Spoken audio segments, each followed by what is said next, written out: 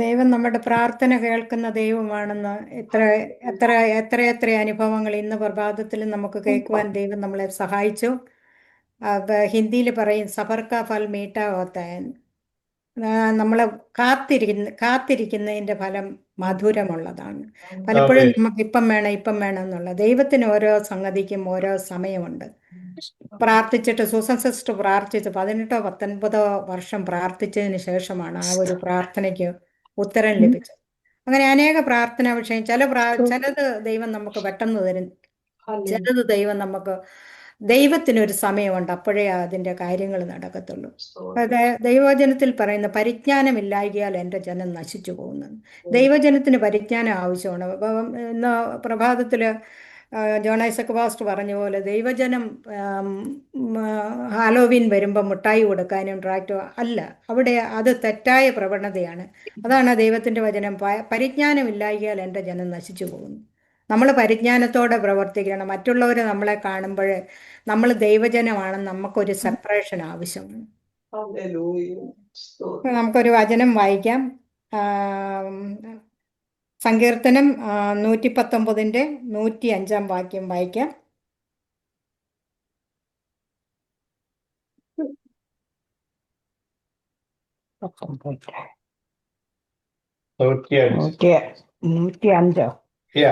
ഇതിന്റെ വചനം എന്റെ കാലിന് ദീപവും എന്റെ പാതയ്ക്ക് പ്രകാശവുമാകുന്നു. ഓക്കെ, നമുക്കെല്ലാവർക്കും കാണാതെ അറിയാവുന്ന ഒരു വാക്യമാണ്. വേറൊരു വാക്യം കൂടെ വായിക്കാം.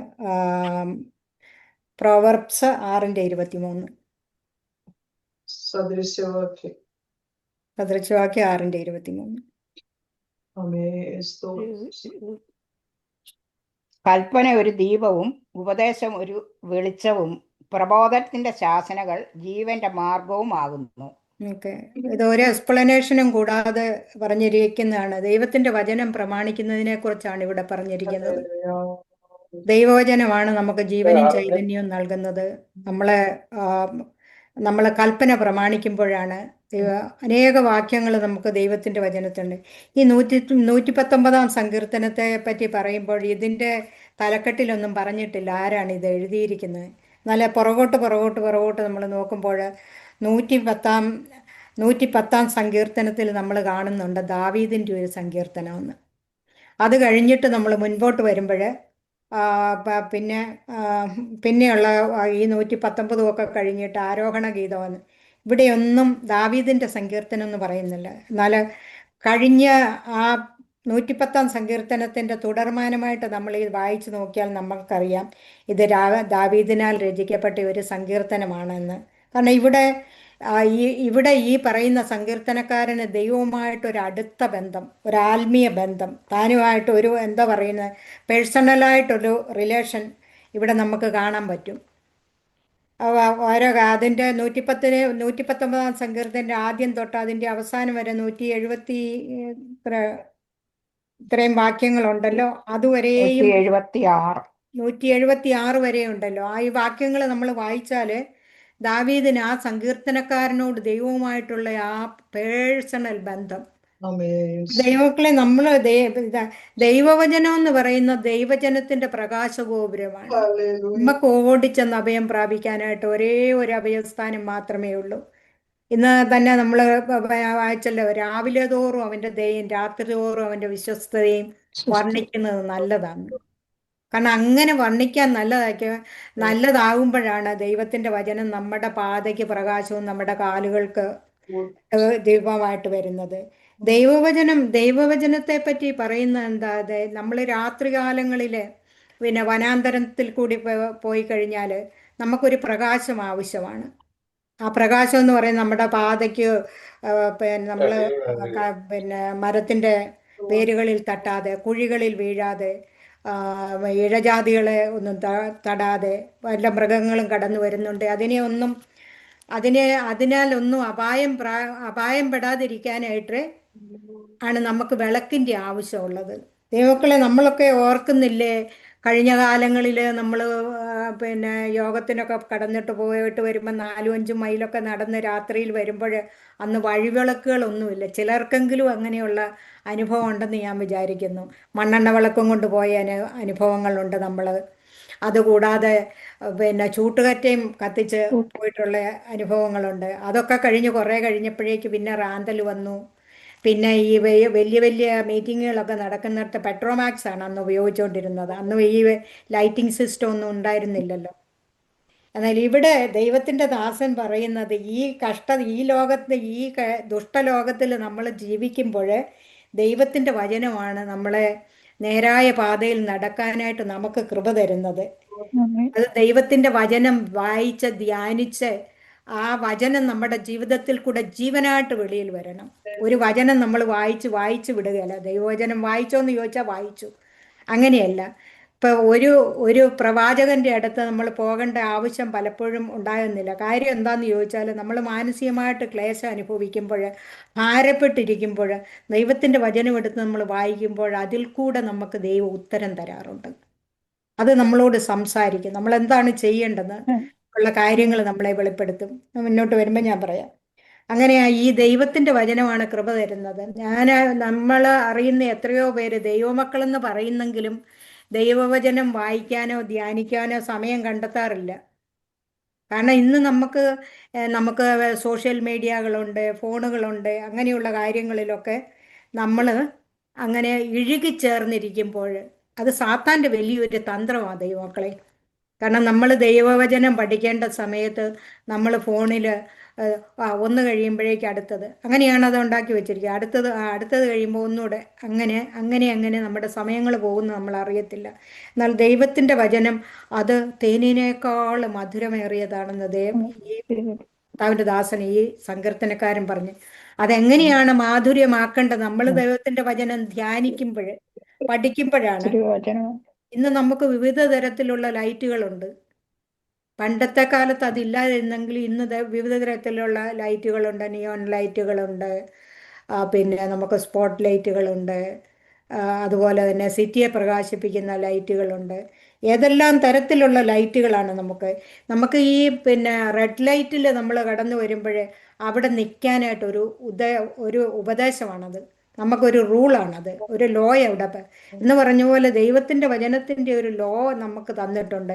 ആ ലോ നമ്മൾ പിൻപറ്റുമ്പോഴാണ് നമ്മൾ ദൈവവചനവുമായിട്ട് ഇഴുകിച്ചേരുന്നതും ദൈവവചനം നമ്മുടെ ജീവിതത്തിൽ നിന്ന് വെളിയിലേക്ക് വരുന്നതും ദൈവം നമ്മളിൽ കൂടി അത്ഭുതങ്ങൾ പ്രവർത്തിക്കുന്നതും. ദൈവത്തിൻ്റെ അത്ഭുതം എങ്ങനെയാണ് ഇന്ന് മോനച്ചൻ പാസ്റ്റർ നമ്മളെ അതാണ് എല്ലാ തേഴ്സ്ഡേയും കടന്നു വരുമ്പോൾ ഉപദേശിക്കാറുണ്ട്. നിങ്ങൾ ദൈവവചനം എടുത്ത് സംസാരിക്കണം, ദൈവവചനം വായിക്കണം, ഒരു വാക്യം എടുത്തിട്ട് അതിനെ ധ്യാനിക്കണം എന്ന് പറയുന്നത് വെറുതെ പറയുന്നതല്ല. ഈ ദൈവത്തിൻ്റെ വചനം ജീവനും ചൈതന്യവും ഉള്ളതാണ്. അത് നമ്മുടെ പാതയ്ക്ക് പ്രകാശമാണെന്ന് അതുകൊണ്ടാണ് പറയുന്നത്. എന്നാൽ അനേകർക്ക് ഇന്ന് നമുക്ക് പറ്റാത്തതിൻ്റെ കാര്യം എന്താണെന്ന് ചോദിച്ചാൽ നമ്മൾ ദൈവത്തിൻ്റെ വചനം വായിക്കുന്നുണ്ടെന്ന് പറയുന്നെങ്കിലും നമ്മൾ രാവിലെയും വായിച്ച് വൈകിട്ടും വായിച്ച് അങ്ങനെ കടന്നു പോകുന്നതല്ലോ. ദൈവത്തിൻ്റെ മക്കള് ദൈവവചനം വായിക്കാനായിട്ട് സമയം കണ്ടെത്തണം, അത് ധ്യാനിക്കാൻ സമയം കണ്ടെത്തണം. അപ്പോഴാണ് എൻ്റെ വചനം നിങ്ങളിലും ദൈവവചനം നമ്മളിൽ വസിക്കുമ്പോഴാണ് നമ്മുടെ വായിൽ കൂടെ നമ്മൾ എന്ത് പറഞ്ഞാലും സംഭവിക്കുന്നത്. നമ്മൾ ലോകത്തിന്റെ വഴികളിൽ ഇതിലെ നടന്നേച്ച് അത്ഭുതം സംഭവിക്കണം എന്ന് പറഞ്ഞാൽ സംഭവിക്കത്തില്ല. നമ്മുടെ എന്റെ വചനം നിങ്ങളിലും വസിച്ചാൽ നിങ്ങൾ ഇച്ഛിക്കുന്നത് എന്തെങ്കിലും അപേക്ഷിപ്പീൻ, ദൈവവചനം ധ്യാനിച്ചേ മതിയാവുള്ളൂ. ദൈവവചനം എന്താണ്? വചനം ജഡമായിട്ട് നമ്മുടെ അടുത്ത് വസിച്ചു. ആദിയിൽ വചനം ഉണ്ടായിരുന്നു, വചനം ദൈവത്തോട് കൂടിയായിരുന്നു, വചനം ദൈവമായിരുന്നു. അപ്പൊ ഈ വചനമാണ് നമ്മളെ ബലപ്പെടുത്തുന്നത്. വചനം നമ്മൾ ധ്യാനിക്കുമ്പോഴാണ് ദൈവം നമ്മളിൽ പ്രവർത്തിക്കുന്നത്. നമ്മൾ വ്യക്തിയെ അറിയണമെങ്കിൽ നമ്മൾ അവരുമായിട്ട് ഫോൺ ചെയ്യും, അല്ലെങ്കിൽ അവരുമായിട്ട് നമ്മൾ സ്നേഹബന്ധം, അവരുടെ കൂടെ നമ്മൾ സമയം ചെലവഴിക്കുക. അപ്പോഴാണ് അവരെ പറ്റി നമുക്ക് മനസ്സിലാക്കാൻ പറ്റും, നമ്മളെപ്പറ്റി അവർക്ക് മനസ്സിലാക്കാം. ആ രീതി തന്നെയാണ് ഇവിടെ. ദൈവത്തെ പറ്റി നമ്മൾ മനസ്സിലാക്കണമെങ്കിൽ അതിൻ്റെ സ്രോതസ് എവിടെയാണ്? ദൈവത്തിൻ്റെ വചനമാണ്. അവിടേക്ക് നമ്മൾ കടന്നു ചെല്ലണം. അവിടേക്ക് നമ്മൾ കടന്നു ചെന്ന് അപ്പം ദൈവം നമ്മളോട് സംസാരിക്കുകയും നമ്മളെ ദൈവത്തിന് മനസ്സിലാകുകയും ചെയ്യുന്ന അവസരങ്ങളാണ്. അങ്ങനെയാണ് നമ്മൾ ദൈവത്തിൻ്റെ വചനം വളരെ നന്നായിട്ട് വായിക്കേണ്ടത്. എന്നാൽ ദൈവമൊക്കെന്ന് അഭിമാനിക്കുന്ന അനേക ബൈബിൾ പ്രതികൾ നമ്മുടെ നാട്ടിലുണ്ട്, നമ്മുടെ കൈകളിലുണ്ട്. എന്നാൽ നമുക്കത് വായിക്കാൻ സമയമില്ല. ഇന്ന് ഈ പിന്നെ കമ്മ്യൂണിസ്റ്റ് കൺട്രികളിൽ ഒക്കെ ഞാൻ പണ്ട് വായിച്ചിട്ടുണ്ട്. ഒരു പേജുകളൊക്കെ അവർ സ്മഗിൾ ചെയ്താണ്. സ്മഗിൾ ചെയ്ത് ഇങ്ങനെ കൊണ്ടുപോയിട്ട് അത് ആ വചനം മൊത്തം അവരങ്ങ് പഠിക്കുക എന്നുള്ള അതിനോടുള്ള ആ ദാഹം എത്രത്തോളം ഉണ്ടെന്ന് ഇന്ന് നമുക്ക് ധാരാളം ഉണ്ട്. എൻ്റെ കയ്യിൽ തന്നെ മലയാളവും ഇംഗ്ലീഷും ഒക്കെ ആയിട്ട് ഒരു 12 ബൈബിളോളം എൻ്റെ കയ്യിലുണ്ട്, വിവിധ എഡിഷനും വിവിധ ഇതുകളുമായിട്ട്. എന്നാൽ ഒരു വചനം പോലും കടന്നു ചെല്ലാത്ത ഇടത്ത് ഈ പിന്നെ ഇറാനിലും മറ്റുമൊക്കെ 10-20 വയസ്സ് പ്രായമുള്ള കോളേജിൽ പഠിക്കുന്ന കുഞ്ഞുങ്ങൾ ഒരു 25,000 ബൈബിൾ ഈ അടുത്ത നാളുകളിൽ സ്മഗിൾ ചെയ്തെത്തിക്കുക എന്ന് പറഞ്ഞാൽ ദൈവവചനത്തോടുള്ള ആ ദാഹം മനുഷ്യന്റെ എന്താന്ന് മനസ്സിലാക്കണം.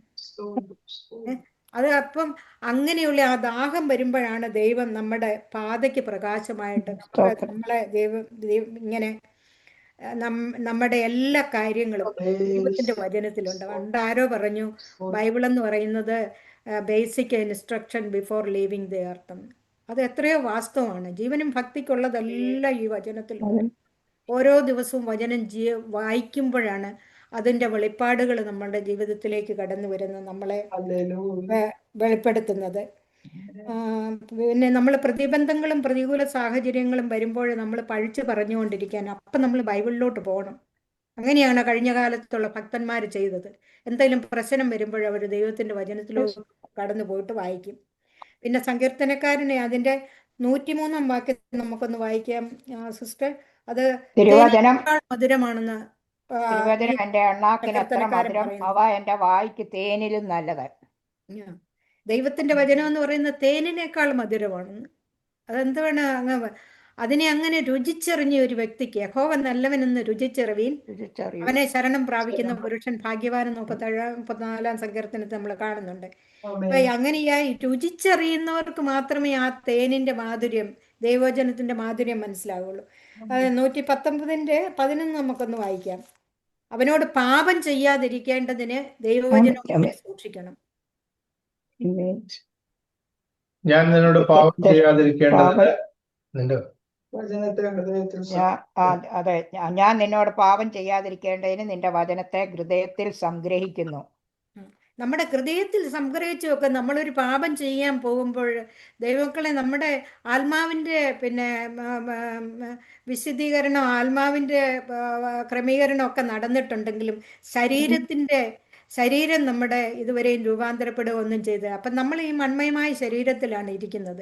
ഈ മൺമയമായ ശരീരത്തിൽ ഇരിക്കുമ്പോൾ പാപം ചെയ്യാം. അത് ഏത് ഭക്തനാണെന്ന് പറഞ്ഞാലും, വലിയ പാസ്റ്റർ ആണെങ്കിലും ശരി, ദൈവമക്കളെ എന്തെങ്കിലും ഒരിക്കൽ നാവ് കൊണ്ട് പാപം ചെയ്യുമോ, അങ്ങ് എന്തെങ്കിലും നമ്മുടെ കണ്ണുകൾ വേണ്ടാത്തടത്തൊന്ന് നോക്കുവോ ഒക്കെ ചെയ്യും. പാപം ചെയ്യുന്ന ആ പ്രവണത നമ്മുടെ ജീവിതത്തിൽ ഉണ്ടാകുമ്പോൾ ഈ ദൈവത്തിന്റെ വചനം നമ്മുടെ ഹൃദയത്തിലുണ്ടെങ്കിൽ അത് നമ്മൾ അത് ശരിയല്ല, അങ്ങനെ നമ്മൾ നോക്കിയത് ശരിയല്ല, അത് നമ്മൾ പറഞ്ഞത് ശരിയല്ല, അങ്ങനെ ചിന്തിച്ചത് ശരിയല്ലെന്ന്. അങ്ങനെ ദൈവത്തിന്റെ വചനം നമ്മുടെ ഉള്ളിലുണ്ടെങ്കിൽ മാത്രമേ അത് നമുക്കൊരു ഉത്തേജനം തരത്തുള്ളൂ. അതുകൊണ്ട് വായിച്ച് ഹൃദയത്തിൽ ധ്യാനിച്ചു വെക്കണം, നമ്മൾ ഹൃദിസ്ഥമാക്കണം. ഇനി നമുക്കൊരു വാക്യം വായിക്കാം. 119:30 വാക്യം. വിശ്വസ്തയുടെ മാർഗം ഞാൻ അല്പബുദ്ധികളെ പ്രകാശിപ്പിക്കുക, അല്പബുദ്ധികൾക്ക് ജ്ഞാനം കൊടുക്കുന്നതാണ്. 30. വിശ്വസ്തയുടെ മാർഗം ഞാൻ തിരഞ്ഞെടുത്തിരിക്കുന്നു, നിന്റെ വിധികളെ എന്റെ മുമ്പിൽ വെച്ചിരിക്കുന്നു. അതല്ല, നിന്റെ വചനങ്ങളുടെ വികാസനം പ്രകാശപ്രദമാകുന്നു, അത് അല്പബുദ്ധികളെ ജ്ഞാനിയാക്കുന്നു. ബുദ്ധിമാന്മാരല്ലേ പറഞ്ഞു. ഈ അല്പബുദ്ധികൾക്ക് 30. ഓക്കെ, 130. നിന്റെ വചനങ്ങളുടെ വികാസനം പ്രകാശപ്രദം ആകുന്നു, അത് അല്പബുദ്ധികളെ ബുദ്ധിമാന്മാരാക്കുന്നു. നമുക്ക് ബുദ്ധിയില്ലെങ്കിൽ നമ്മൾ ഭാരപ്പെടുകയൊന്നും വേണ്ട. ദൈവത്തിന്റെ വചനം വായിച്ചാൽ മതി. ദൈവത്തിന്റെ വചനം വായിച്ചു കഴിയുമ്പോൾ അല്പബുദ്ധികളെ ബുദ്ധിമാന്മാരാക്കുന്നത് ദൈവത്തിന്റെ വചനം. അതായത് നമ്മളെ ജീവിപ്പിക്കുന്നതും ഈ ദൈവത്തിന്റെ വചനമാണ്. 119:50 നമുക്ക് പറഞ്ഞ നമ്മുടെ കഷ്ടതയിൽ നമുക്ക് ആശ്വാസം തരുന്നത് ദൈവത്തിന്റെ വചനമാണ്. പിന്നെ 119:42 പറയുന്നു, ഞാൻ നിന്റെ വചനത്തിൽ ആശ്രയിക്കുന്നതുകൊണ്ട് എന്നെ നിന്ദിക്കുന്നവനോട് ഉത്തരം പറവാൻ ഞാൻ പ്രാപ്തനാകും. നമ്മളുടെ നിന്ദിക്കുന്നവരോട് ഉത്തരം പറയാൻ നമ്മളെ പ്രാപ്തരാക്കുന്നു, അല്പബുദ്ധികളെ ജ്ഞാനിയാക്കുന്നു, പിന്നെ പാപം ചെയ്യാതിരിക്കേണ്ടതിന് നമ്മളെ സൂക്ഷിക്കുന്നു. ഇതൊക്കെ ദൈവത്തിൻ്റെ വചനം നമ്മുടെ ഉള്ളിലുണ്ടെങ്കിൽ മാത്രമേ സാധിക്കത്തുള്ളൂ. ഇപ്പം വചനം അറിയാത്ത ഒരാൾ ഇപ്പോൾ ഈ സാത്താന് നമ്മളെക്കാളും വചനം അറിയാം കേട്ടോ. സാ സാത്താൻ വചനം കൊണ്ടാണ് കർത്താവിനോട് 40 ദിവസത്തെ തൻ്റെ ഉപവാസത്തിൽ മരുഭൂമിയിലായിരുന്നപ്പോഴേക്ക് സാത്താൻ ചെന്നിട്ട് പറഞ്ഞു, നീ ദൈവപുത്രനാണെങ്കിൽ ഈ കല്ലപ്പമാകാൻ പറ. പറഞ്ഞു സാത്താൻ വചനം അറിയാം, അതുകൊണ്ടാണ് സാത്താൻ പറഞ്ഞത്. അപ്പൊ എന്താ, കർത്താവ് വചനം എടുത്താണ് മനുഷ്യൻ അപ്പം കൊണ്ട് നമ്മുടെ ജീവിതത്തിൽ മാത്രമല്ല വരുന്ന ദൈവത്തിന്റെ ഏതും വായിൽ വചനം കൂടി എടുത്താണ്. വരുന്ന അതൊന്ന് സകല വായിക്കണം. വചനം കൊണ്ടും ജീവിക്കുന്നു എന്ന് എഴുതിയിരിക്കുന്നു എന്ന് ഉത്തരം പറഞ്ഞു. കർത്താവ് സാത്താനോട് പറഞ്ഞത് ദൈവത്തിന്റെ വായിൽ നിന്ന് വരുന്ന വചനം കൊണ്ടുകൂടിയാണ് ദൈവമക്കൾ ജീവിക്കുന്നത്, അല്ല അപ്പം കൊണ്ട് മാത്രമല്ലെന്ന്. അപ്പോൾ സാത്താൻ പലപ്പോഴും കർത്താവിനെ പരീക്ഷിച്ചപ്പോൾ ഈ 91 സങ്കീർത്തനത്തിന്റെ ഒരു ഭാഗം എടുത്തിട്ടാണ് നിന്റെ കാൽ കല്ലിൽ തട്ടിപ്പോകാതെ വേണം അവൻ ദൂതന്മാരെ. എന്നാൽ അതിന്റെ പുറകിലുള്ള മൊത്തമായിട്ട് സാത്താനെ സംസാരിക്കത്തില്ല, ഭാഗികമായിട്ട്. ഇന്നും അതാണ് നമ്മുടെ ജീവിതത്തിൽ, ഭാഗികമായിട്ട് സംസാരിച്ച് ദൈവമക്കളെ ലോകത്തിന്റെ വഴികളിലേക്കൊക്കെ വലിച്ചു കൊണ്ടുപോകുന്ന അവസ്ഥ നമുക്ക് കാണാമല്ലോ. ഇങ്ങനെ ഇരുൾ തിങ്ങിയ ഈ ജീവിതപാതയിൽ നമ്മൾ നേരായി ജീവിക്കണമെങ്കിൽ ദൈവത്തിൻ്റെ വചനം നമ്മുടെ ഉള്ളിലുണ്ടെങ്കിലേ പറ്റത്തുള്ളൂ. അതാണ് 110 സങ്കീർത്തനത്തിലുടനീളം സങ്കീർത്തനക്കാരൻ അതാണ് പറയുന്നത്. അപ്പം നമുക്ക് നമ്മളെ തന്നെ ഒന്ന് പരിശോധിക്കാം, ദൈവത്തിൻ്റെ വചനം നമ്മളിലുണ്ടോ, അതോ നമ്മളൊരു പ്രശ്നം വരുമ്പോഴേക്ക് നമ്മൾ ഭാരപ്പെടുന്നവരാണോ, അതോ ദൈവത്തിൻ്റെ വചനത്തിൽ നമ്മൾ ആശ്രയിക്കുന്നവരാണോ എന്ന് നമ്മളെ തന്നെ നമുക്ക് പരിശോധിക്കേണ്ട ആവശ്യമുണ്ട്. പിന്നെ ദൈവത്തിന്റെ വചനം എന്ന് പറയുന്നത് അത് ദൈവത്തിന്റെ പ്രകാശം അത് കോൺസ്റ്റന്റ് ആണ്. കാര്യം എന്താന്ന് ചോദിച്ചാൽ ദൈവം മാറാത്തവനാണ്, അതുകൊണ്ട് ദൈവത്തിന്റെ പ്രകാശവും മാറാത്തവന്. നമ്മൾ ഇന്ന് കാണുന്ന പ്രകാശങ്ങള്, ലൈറ്റിന്റെ പ്രകാശങ്ങളും ഇവൻ സൂര്യനും ചന്ദ്രനും പോലും അതിന്റെ പ്രകാശം നഷ്ടപ്പെടുന്ന ഒരു അവസരമുണ്ട്. ഈ ലൈറ്റുകളെല്ലാം അണഞ്ഞു പോകുന്നതാണ്. നേരായ പാതയിൽ നടക്കാനായിട്ട് നമുക്കുള്ള ഒരേ ഒരു സത്യ വെളിച്ചം ദൈവത്തിന്റെ പ്രകാശം, ദൈവത്തിന്റെ വചനം മാത്രം. ദൈവം മാറാത്തവനായതുകൊണ്ട് ദൈവത്തിന്റെ വചനവും മാറാതെ നിൽക്കുന്നു. അതുകൊണ്ട് നമുക്ക് ഏത് കാലത്തും എല്ലാ കാലത്തും അവനിൽ ആശ്രയിക്കാവുന്ന, സങ്കീർത്തനക്കാരൻ പറയുന്ന പോലെ ഏത് സമയത്തും കടന്നു ചെന്ന് ആ പ്രകാശത്തിൽ വസിക്കാനായിട്ട് നമുക്ക് പറ്റും. ഈ നേരായ പാതയിൽ നടക്കണമെങ്കിൽ ഈ ദൈവത്തിന്റെ വചനം നമ്മുടെ ഉള്ളിൽ വേണം. നമ്മൾ അത് ദിനംതോറും. പിന്നെ കർത്താവ് വേറൊരു കാര്യം പറഞ്ഞത് എന്താ, എൻ്റെ വചനം നിങ്ങളിലും എന്നിലും വസിച്ചാല് നിങ്ങൾ എന്തെങ്കിലും ചെയ്യുന്നത് നമ്മൾ ഏതെങ്കിലും അത്ഭുതം പ്രവർത്തിക്കണമെന്ന് പറഞ്ഞാൽ പറ്റത്തില്ല. ദൈവ വഴികളിൽ നമ്മൾ നടക്കുമ്പോൾ, ദൈവത്തിന്റെ വചനത്തിനുള്ളിൽ നമ്മളായിരിക്കുമ്പോൾ നമ്മുടെ വാക്കുകൾ അതിൻ്റെ വാക്കുകളാണ്. അപ്പോഴാണ് നമ്മുടെ നാവിൽ കൂടെ അത്ഭുതങ്ങൾ സംഭവിക്കുന്നത്. നമുക്ക് യെശയ്യാവിന്റെ പുസ്തകം 42:16 വായിക്കാം. കുരുടന്മാർക്ക് വഴികാട്ടിയായിട്ട് ഈ ദൈവവചനം കൊടുക്കുന്നത്, അറിയാത്ത ഞാൻ കുരുടന്മാരെ അവർ അറിയാത്ത വഴിയിൽ നടത്തും, അവർ അറിയാത്ത പാതകളിൽ അവരെ സഞ്ചരിക്കുമാറാക്കും. ഞാൻ അവരുടെ മുമ്പിൽ ഇരുട്ടിനെ വെളിച്ചവും ദുർഘടങ്ങളെ സമഭൂമിയും ആക്കും. ഞാൻ ഈ വചനങ്ങളെ വിട്ടുകളയാതെ നിവർത്തിക്കും. ഞാൻ ഈ വചനങ്ങളെ വിട്ടുകളയാതെ നിവർത്തിക്കുമെന്നാണ് വചനമായ ദൈവം പറയുന്നത്. എന്തുകൊണ്ടത് വിട്ടുകളയാതെ? കാര്യം ദൈവം നിത്യനാണ്, അതുകൊണ്ടാണ് അവൻ പറയുന്നത് വിട്ടുകളയാതെ നിവർത്തിക്കുമെന്ന്. വിട്ടുകളയാതെ നിവർത്തിക്കുമെന്ന് പറയാൻ മനുഷ്യരായി നമ്മളെ കൊണ്ട് പറ്റുമോ? ഒരിക്കലും നമുക്ക് സാധ്യമല്ല. നിത്യനായ ദൈവത്തിന് മാത്രമേ പറയത്തുള്ളൂ ഞാൻ ഇതിനെ വിട്ടുകളയാതെ നിവർത്തിക്കുമെന്ന്. കുരുടന്മാർക്ക് കാഴ്ച കൊടുത്ത് ദുർഘടങ്ങളെ സമഭൂമിയാക്കി. അങ്ങനെ നമ്മുടെ ജീവിതത്തിൽ വരുന്ന ഓരോ അവസ്ഥകളിലും നമ്മൾ ഏതെല്ലാം അവസ്ഥകളിൽ, രോഗത്തിന്റെ അവസ്ഥകളിൽ കടന്നു പോകാറുണ്ട്, പ്രതികൂലങ്ങളുടെ അവസ്ഥയിൽ കടന്നു പോകാറുണ്ട്. ഇതിലെല്ലാം നമ്മുടെ ഈ പ്രശ്നങ്ങളിലൊക്കെ നമുക്ക് പരിഹാരം തരുന്നത് നമ്മുടെ ദൈവത്തിന്റെ പ്രകാശം നമ്മളിൽ ഉദിപ്പിച്ചിരിക്കുന്നത് കൊണ്ടാണ്. ഈ ദൈവത്തിന്റെ വചനം അതുകൊണ്ട് സാധാരണ നമ്മൾ പറയത്തില്ല തീയിൽ കുരുത്തത് വെയിലത്ത് വാടത്തില്ലെന്ന്.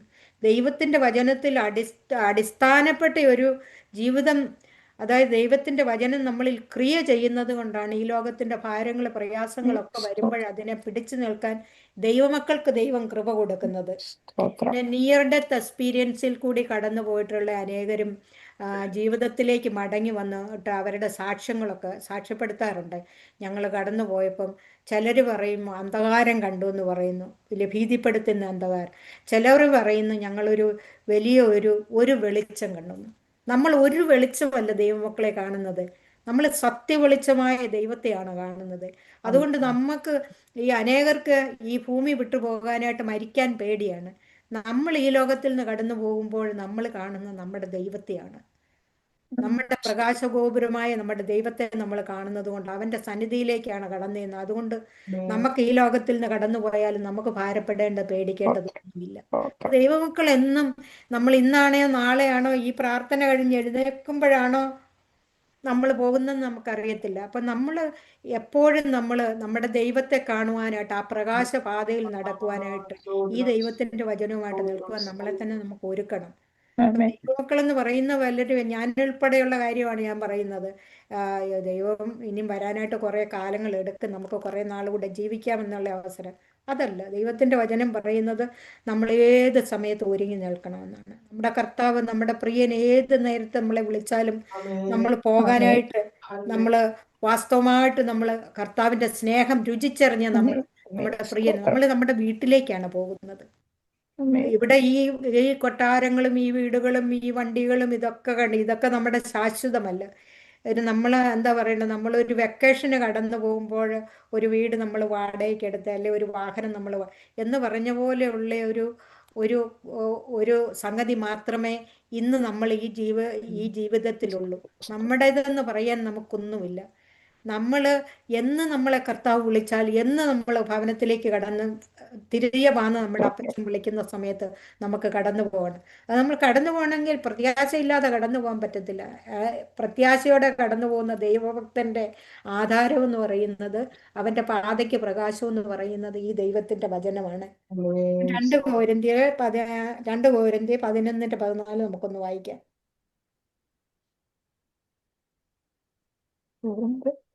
സാത്താൻ താനും വിളിച്ച ദൂതൻ. അത് ആശ്ചര്യമല്ലോ, സാത്താൻ താനും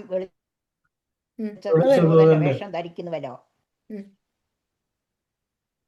സാത്താൻ താനും വിളിച്ച ദൂതൻ. വെളിച്ചത്തിന്റെ ദൂതനായിട്ട് സാത്താൻ അവന്റെ എന്തുവാ, അവൻ ചെന്നായാണ്, പക്ഷെ അവന് ആടിന്റെ രൂപത്തിൽ കടന്നു വന്ന് അങ്ങനെയാണ് ഇന്ന് നടക്കുന്ന ഈ ക്രിസ്തീയ സഭകളിൽ പോലും നടക്കുന്ന കാര്യമാണ്.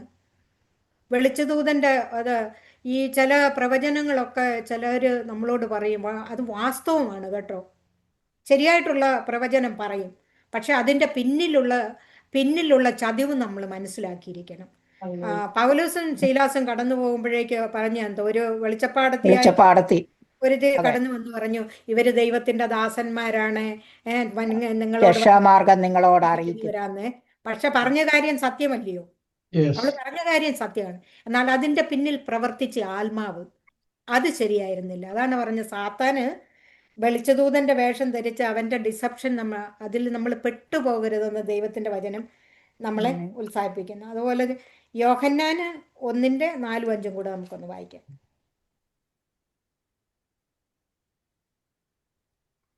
യോഹന്നാൻ 1:4-5. അവനിൽ ജീവനുണ്ട്. അവൻ ആയിരുന്നില്ല, വെളിച്ചത്തിന് സാക്ഷ്യം പറയുന്നവനത്രേ. ഏത് മനുഷ്യനെയും പ്രകാശിപ്പിക്കുന്ന സത്യവെളിച്ചം ലോകത്തിലേക്ക് വന്നുകൊണ്ടിരുന്നു. അവൻ ലോകത്തിലുണ്ടായിരുന്നു, ലോകം അവൻ മുഖാന്തരം ഉളവായി, ലോകമോ അവനെ അറിഞ്ഞില്ല. അപ്പം ഈ സത്യവെളിച്ചം, ഈ പാതയ്ക്ക് പ്രകാശം തരുന്ന ഈ സത്യവെളിച്ചം ലോകത്തിലേക്ക് വന്നു എന്ന് യോഹന്നാൻ രേഖപ്പെടുത്തിയിരിക്കുകയാണ് ഇവിടെ. ആ വെളിച്ചമാണ് നമ്മൾ പിന്തുടരുന്നത്. എന്നാൽ സാത്താൻ അനേക ഡിസപ്ഷൻ നമ്മുടെ ജീവിതത്തിൽ കൊണ്ടുവരും. അവന്റെ ആ ഡിസപ്ഷനിൽ പെട്ടുപോകാതിരിക്കണമെങ്കിൽ ശരിയായിട്ട് നമ്മൾ ദൈവവചനം അറിഞ്ഞിരിക്കണം. ദൈവമക്കളെ, സാത്താനും ദൈവവചനമൊക്കെ അറിയാം. പല ക്രിസ്ത്യാനികളെക്കാളും കൂടുതൽ ദൈവവചനം സാത്താൻ അറിയാം. അപ്പോൾ നമ്മൾ ദൈവത്തിന്റെ വചനം ശരിയായ രീതിയിൽ ഗ്രഹിച്ചെങ്കിൽ മാത്രമേ വചനത്തിൽ കൂടി അവനോട് മറുപടി പറയാനായിട്ട്, നമ്മളെ നിന്ദിക്കുന്നവരോട് ഉത്തരം പറയണമെങ്കിൽ ഈ ദൈവത്തിന്റെ വചനം നമ്മൾ ശരിയായിട്ട് അറിഞ്ഞിരിക്കണം. അത് വായിക്കാനായിട്ട് സാത്താൻ സമ്മതിക്കത്തില്ല. കാര്യം എന്താണെന്ന് ചോദിച്ചാൽ പലവിധമായ തിരക്കുകളിട്ട് ആ, ആ, പല വിധത്തിൽ നമ്മളെ ഭാരപ്പെടുത്തുന്ന അവസ്ഥയൊക്കെ സാത്താൻ കൊണ്ടുവരും. എന്നാൽ അതിനെ ഈ ദിവസങ്ങളിൽ നമ്മൾ അതിജീവിക്കണം. ദൈവത്തിൻ്റെ വചനത്തിന് നമ്മൾ ഇമ്പോർട്ടൻ്റ് കൊടുക്കണം. പിന്നെ ദൈവമക്കളെന്ന് അഭിമാനിക്കുന്നവർ പോലും ഈ വചനം കൊണ്ടുവച്ചിട്ട് പണ്ടാണ്ട് പറഞ്ഞിട്ടുണ്ട്. ഒരു പാസ്റ്റർ പോയി പ്രസംഗിച്ചേച്ച് പോയ, അല്ല, ഒരു വീട്ടിൽ ചെന്ന് പിന്നെ പ്രാർത്ഥിച്ചിട്ട് പോയി. അപ്പോൾ ഒരു സ്പൂണ് കൊടുത്ത ഒരു സ്പൂണ് ഇങ്ങനെ ബൈബിളിൽ അദ്ദേഹം വെച്ചിട്ട് പോയി. അന്നേരം പറഞ്ഞു, പാസ്റ്റർ വന്ന് പ്രാർത്ഥിച്ചിട്ട് ഞങ്ങളുടെ സ്പൂണും കൊണ്ട് പോയി എന്ന് പറഞ്ഞു. അപ്പോൾ പറഞ്ഞു, അപ്പോൾ മനസ്സിലായി. അത് വായിച്ചു നോക്കാൻ പറഞ്ഞപ്പോൾ ദൈവത്തിൻ്റെ വചനത്തിൽ വെച്ചിരുന്നെന്ന്. നേരെന്നാണേ നമുക്കറിയത്തില്ല, ഇങ്ങനെ പറയും. അപ്പൊ അതിനെ ഉദാഹരണമായിട്ട് പറഞ്ഞിരിക്കുന്ന എന്താന്ന് ചോദിച്ചു കഴിഞ്ഞാൽ, ഈ ദൈവമക്കളെന്ന് അഭിമാനിക്കുന്ന നമ്മൾ പോലും ഈ ദൈവത്തിന്റെ വചനം വായിക്കുന്നില്ല എന്നുള്ളതാണ്.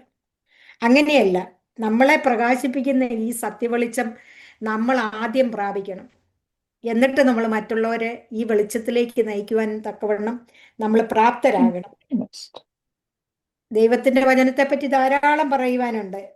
1-ാം സങ്കീർത്തനത്തില് അത് വായിക്കുന്ന എന്തുവാ, നമ്മള് 1-ാം സങ്കീർത്തനത്തിന്റെ അതിന്റെ 2-ാമത്തെ വാക്യം, യഹോവയുടെ ന്യായപ്രമാണത്തിൽ സന്തോഷിച്ച് അവന്റെ ന്യായപ്രമാണത്തെ രാപ്പകൽ ധ്യാനിക്കണമെന്ന്. ഭാഗ്യവാൻ.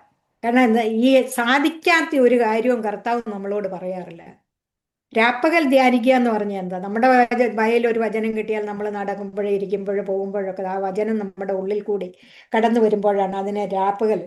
പിന്നെ യോശുവയുടെ പുസ്തകം 1-ാം അധ്യായത്തില് അതിന്റെ 8-ാം വാക്യത്തില് യോശുവയ്ക്കൊരു ഉപദേശം ദൈവം കൊടുക്കുന്നുണ്ട്. ഈ ന്യായപ്രമാണ പുസ്തകത്തിൽ ഒന്നും നിന്റെ വായിൽ നിന്ന് പോകരുതെന്ന്. ന്യായപ്രമാണ പുസ്തകത്തിലുള്ളത് എന്റെ വായിൽ നിന്ന് നീങ്ങിപ്പോകരുത്. അതിൽ എഴുതിയിരിക്കുന്ന പോലെ ഒക്കെയും പ്രമാണിച്ച് നടക്കേണ്ടതിന് നീ രാവും പകലും അത് ധ്യാനിച്ചുകൊണ്ടിരിക്കണം. എന്നാൽ നിന്റെ പ്രവൃത്തി സാധിക്കും, നീ കൃതാർത്ഥനായും ഇരിക്കും. ഓക്കെ, ഞാനിത് പിന്നെ ഈ മെസ്സേജ് ഞാൻ തയ്യാറാക്കിക്കൊണ്ടിരുന്നപ്പോൾ ഞാൻ ഓർത്തു, എൻ്റെ നാവ് സമർത്ഥനായ ലേഖകന്റെ എഴുത്തുപോൽ പോലെയാണ്. 45-ാം അനേക സങ്കീർത്തനം. വചനങ്ങൾ, നമ്മൾ ഒരു വചനം വായിക്കുമ്പോൾ അതിന് ഒത്തുവാക്യങ്ങളൊക്കെ അനേക വചനങ്ങൾ അവിടെ ഇവിടെയൊക്കെ നമുക്ക് ഇതുണ്ട്. നമുക്ക് അധികം സമയമില്ലല്ലോ.